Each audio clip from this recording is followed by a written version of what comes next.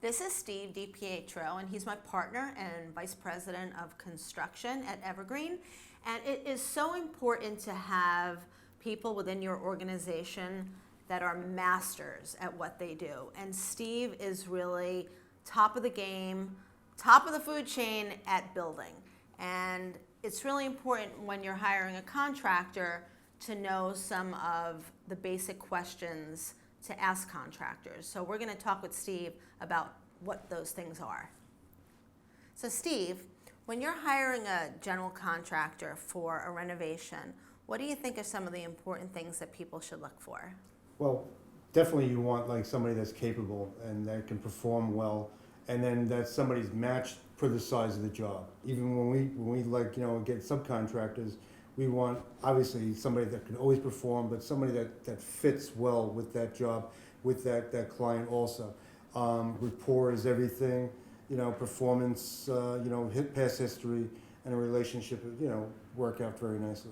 So are some things that you look for as far as, what kind of insurances they have, or what kind of manpower they have, or just, what should people look for as far as, to not be taken advantage of? I mean, everybody should definitely make sure that their contractor is properly insured, that they have workman's comp and full liability, and that they also insure the client and the residents, the owner of the residence also.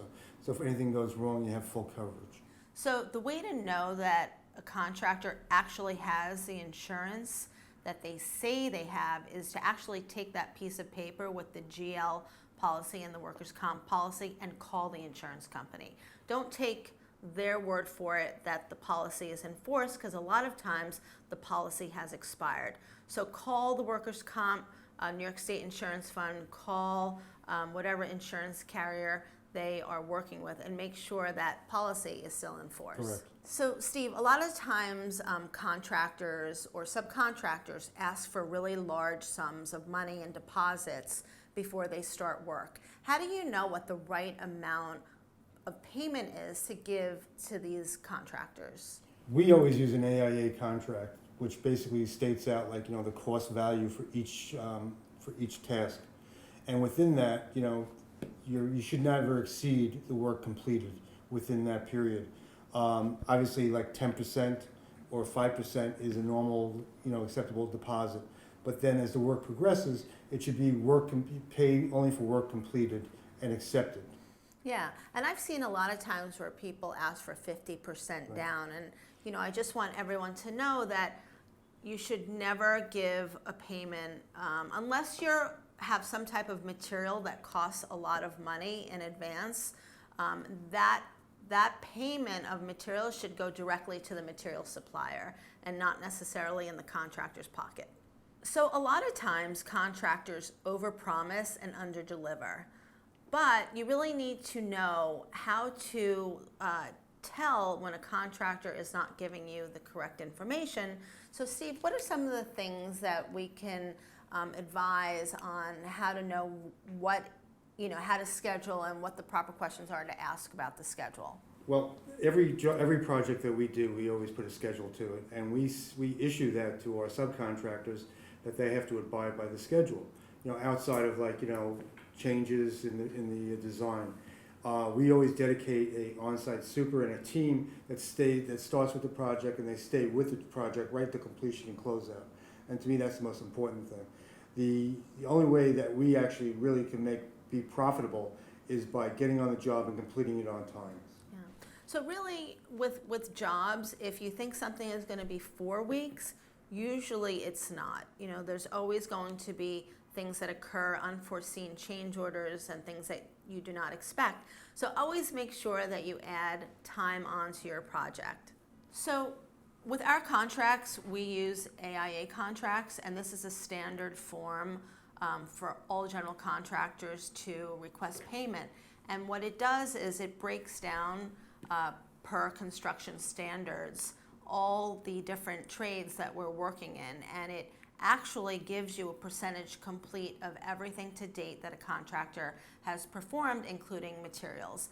And it's really important that well, first of all, it has to be signed off by an architect. So before payment is processed, all architects have to certify that the work is in place. And when a contractor and a client signs off on an AIA contract, that really is the holy grail, and that is what everybody lives by from the beginning of the project to the end of the project in terms of performance and payment.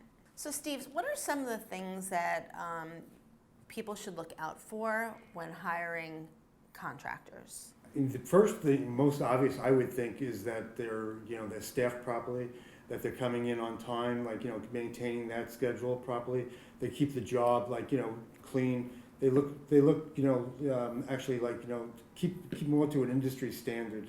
And then the other thing is that the quality of work should definitely be spot on, and you should actually review that constantly.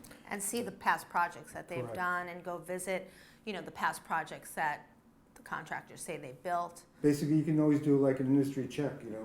Basically go through their clients, get their referrals, go to the DOB, see Yeah. if there's any issues with them. Do they close out their permits? Or they leave everything just open in the air? You want a legitimate contractor that won't leave you exposed. Yeah, I mean, definitely checking with the Department of Buildings and Department of Consumer Affairs are great ways to check to see if there have been any complaints from the contractor, from people complaining about the contractor, and also to see, like you said, if they've closed out their permits. I mean, we really like to work with great clients. Yes. We like very entrepreneurial clients, people that are really out-of-the-box thinkers. Like Brooklyn Clay, right? Yes. I mean, we just love entrepreneurs, and I know, Steve, you love working with really, innovative. I like a challenge. It's nice to be challenged and to do, something that's different, a little outside the box. Every day is a learning experience, and it's, gives you something to wake up for. So it's really important that clients know that their plan should be pretty much complete if they want an accurate estimate. So, and if it's not, there are going to be change orders. Steve, some of the things that we've encountered on our jobs are plans that are really incomplete, and the engineer didn't foresee this was happening, and the architect didn't measure this correctly.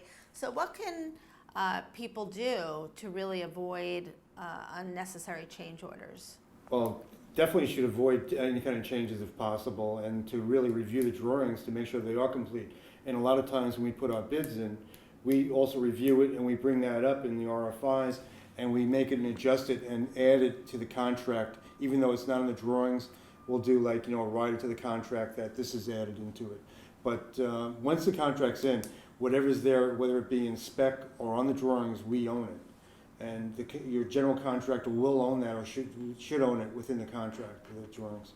And also protection. I mean, protection is a huge thing with us. I mean, if we're working in an occupied space or we're working in a new space, we have to consider the landlord who owns the building, who is adjacent to the structure that we're working in, and making sure that safety is number one, whether you're doing a residential project or a commercial project. Safety is always number one. Wouldn't you say, Steve? Actually, that's a good point. Even right now, every project that we do, we give a noise and a dust, mitigation plan to ensure that the people within that building and within that space aren't affected by any noise or dust. Yeah, and make sure that everybody always has a hard hat on, proper gloves, a proper vest, proper work boots, because you want to prevent any casualties. Well, not really casualties, you never know. We don't want to get to that point. You don't want anything falling on your head. I love working with Steve because, first of all, his disposition is amazing. You really want to work with someone that is really always in a good mood, and he's always in a good mood. There are times where he gets really stressed out, and he's stressed out because he talks really fast, and you're like, what did he say? But it's really important that, when you're working with someone on a day-to-day basis and for so many hours a day, that they have a great disposition, and they know, that they complement what you do. If I could say, I enjoy working with Barbara to the fact that, she's always bringing new and innovative works, and I think she shares the same joy and excitement on every new project that we get into, as far as developing it and pushing it forward. and even as far as like seeing the finished product, you know. We're kind of like, you know, more critical with each other, which is great, and I love the fact that like, you know, we can actually like walk the job with each other and like, you know, pick out like, you know, points that don't work well with us that we want to fix, you know. That's the ultimate thing, is we want to really be proud of everything that we put out there. Yeah, love who you work with. Number one thing in trying to build a business. Everybody says it's difficult working with a woman, and I find no. It's, you know, it's the individual itself, you know.